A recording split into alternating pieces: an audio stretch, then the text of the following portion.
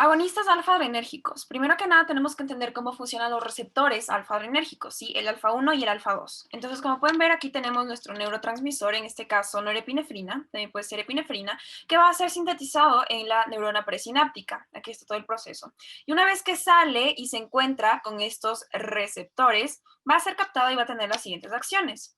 Entonces, puede ser captado por el alfa-1 o el alfa-2, y dependiendo de esto se va a acoplar a la proteína GQ o a la proteína GI respectivamente. Entonces, la proteína GQ, ¿cuál es el mecanismo de acción del alfa-1? ¿Sí? Va a activar la fosfolipasa C. Esto va a aumentar los niveles de inositol trifosfato o IP3 y esto a su vez va a aumentar el calcio y comenzar una cadena de efectos, que en este caso va a ser la contracción. A su vez, el GI, la proteína GI va a inactivar la adenilciclasa y va a disminuir eh, el segundo mensajero AMP cíclico. Esto va a abrir el canal de potasio, va a aumentar el calcio y de nuevo va a tener una cadena de efectos. Aquí tenemos un poco los efectos. Y básicamente el alfa-1 produce vasoconstricción y contracción del músculo liso, y el alfa-2 va a tener vasoconstricción, inhibir la descarga de epinefrina y norepinefrina, que es una función importantísima para el medicamento que vamos a ver a continuación, y estas otras tres funciones. Entonces, ¿cuál es este medicamento? Medetomidina. La medetomidina es un analgésico y anestésico usado en su mayoría en perros y gatos, ¿sí? Que va a ser agonista selectivo del receptor alfa-2. Y como ya dijimos, una cosa muy importante de este receptor es que va a inhibir los niveles de epinefrina, va a inhibir la epinefrina y va así también a inhibir la transmisión de las señales del dolor, lo que causa su efecto analgésico. También va a causar una disminución de la presión arterial, de la frecuencia cardíaca, y todo esto lo va a hacer en dos pasos. El primero sería una hipertensión transitoria que se da por la vasoconstricción, ¿sí? De todos los músculos arteriales. Entonces, esto va a desencadenar una bradicardia por reflejo, y lo que va a hacer esta bradicardia es que va a estimular las acciones de las ramas del nervio vago cardíacas, así produciendo una hipotensión prolongada. Una vez que ya entendimos cómo funcionan los agonistas alfa-adrenérgicos, es importante mencionar que hay fármacos que van a inhibir los efectos de estos agonistas. Estos fármacos se van a llamar antagonistas alfa-adrenérgicos. Son fármacos que se unen de una manera irreversible a un receptor alfa-adrenérgico. Sus efectos farmacológicos se van a producir por una inhibición competitiva en los receptores alfa. Nosotros podemos clasificar estos fármacos dependiendo de su selectividad. Va a haber antagonistas que son selectivos y otros que son no selectivos. Los antagonistas no selectivos van a poder producir un efecto tanto en receptores alfa-1 como en alfa-2, mientras que los antagonistas que son selectivos van a depender de la afinidad que tengan con el receptor. Por ejemplo, en el caso de los antagonistas de receptores alfa-1, van a tener mayor afinidad hacia este receptor, inhibiendo la activación de la proteína GQ, y lo que nos lleva a una inhibición de la cascada enzimática posterior. Mientras que los antagonistas que tienen mayor afinidad hacia los receptores A2 van a inhibir la proteína GI, la misma que lleva un efecto negativo sobre la adenisiclasa.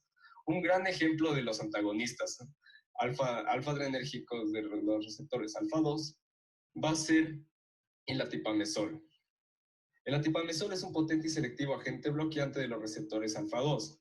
Va a promover la liberación de los neurotransmisores de noradrenalina, tanto en el sistema nervioso central como en el sistema nervioso periférico. Esto va a conducir a una activación del sistema nervioso central por una activación simpática. Esto refiriéndose a los efectos en el sistema nervioso. También va a tener efectos en el sistema cardiovascular. Va a aumentar la frecuencia cardíaca, por lo que no es recomendable que se den animales que tienen cardiopatías. Y también va a revertir los efectos de la bradicardia producidos por agonistas del receptor adrenérgico alfa-2. Un gran ejemplo del atipamezol es que va a inhibir o eliminar los efectos de los agonistas alfa-adrenérgicos 2, como puede ser el fármaco antes mencionado, que era la medetomidina. ¿Qué pasa con esto? El atipamezol va a revertir los efectos sedativos de la medetomidina y puede conducir a un incremento pasajero en el ritmo cardíaco. Ahora vamos a hablar sobre los agonistas beta-adrenérgicos. Para comenzar, tenemos que conocer el proceso por el cual los receptores beta-adrenérgicos funcionan.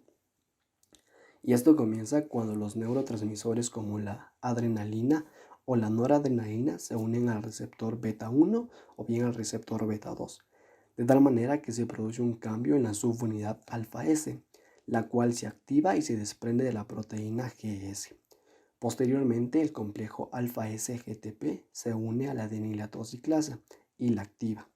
La adenilatociclasa activada cataliza la conversión de ATP en AMP cíclico, el cual actúa como segundo mensajero.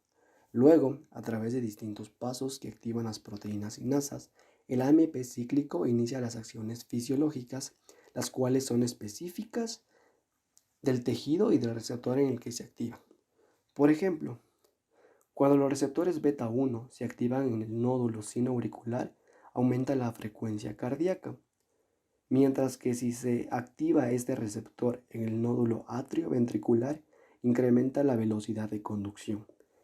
Asimismo, cuando se activan en el músculo ventricular, aumenta la contractilidad, mientras que en el riñón la activación de este receptor provocará la secreción de renina.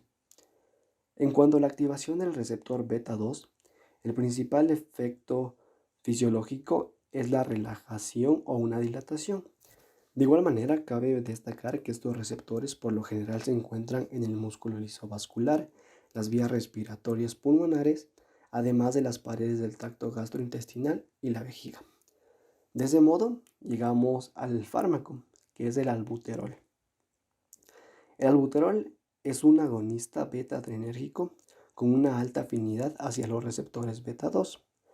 Este fármaco estimula la adenililciclasa, de tal manera que aumenta los niveles intracelulares de AMP cíclico, lo que da como resultado la relajación del músculo lisobronquial y la broncodilatación en el sistema respiratorio.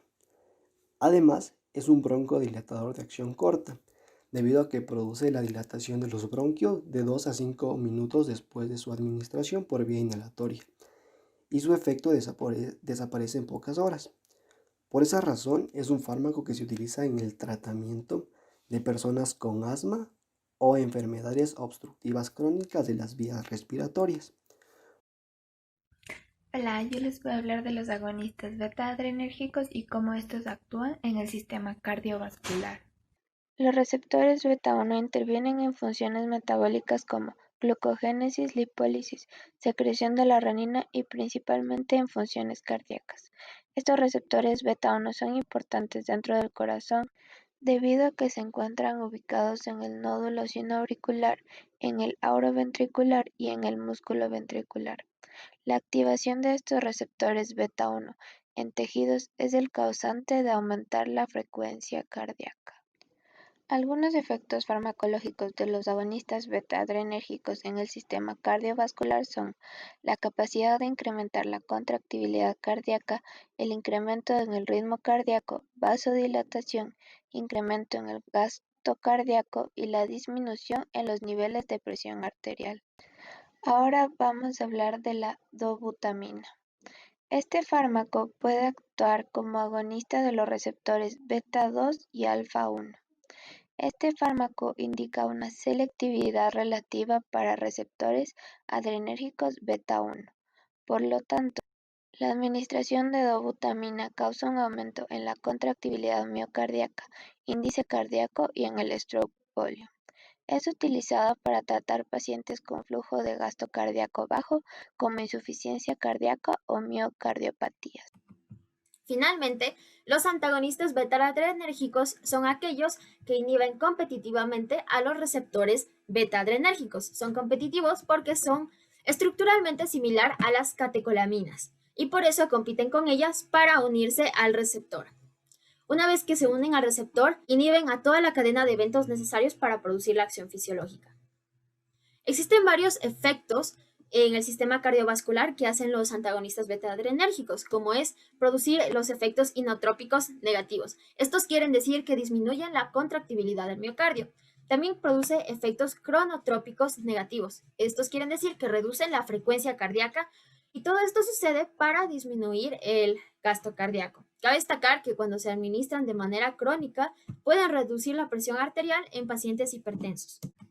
Ahora bien, el fármaco es el propranolol. El propranolol se absorbe muy bien por el tracto gastrointestinal ya que es lipofílico y tiene un gran volumen de distribución, pero tiene una disponibilidad baja porque tiene un metabolismo de primer paso. Es un antagonista del receptor beta-adrenérgico no selectivo porque actúa tanto en el receptor beta 1 como el receptor beta 2. Además, es un fármaco sin actividad simpático-mimética intrínseca. Esto quiere decir que no tiene la capacidad de producir una respuesta agonista del receptor, porque no estimula a los receptores beta para producir una acción fisiológica. Por esta razón, este fármaco es muy utilizado para el tratamiento de las taquiarritmias, de las miocardiopatías, de la hipertensión, de también consecuencias cardiovasculares de la tirotoxicosis y del feocromocitoma. Gracias a este mecanismo, el propranolol bloquea la neurotransmisión simpática del músculo lisovascular y del corazón, donde existe una gran cantidad de receptores beta 1 y beta 2. Esto se debe por el mecanismo de acción que tiene en contra de las catecolaminas. También, debido a esto, produce los efectos inotrópicos y cronotrópicos negativos que les mencioné anteriormente. Además, este fármaco también se encarga de suprimir la secreción de renina por los riñones y de reducir la salida de los neurotransmisores simpáticos del sistema nervioso central. Muchas gracias.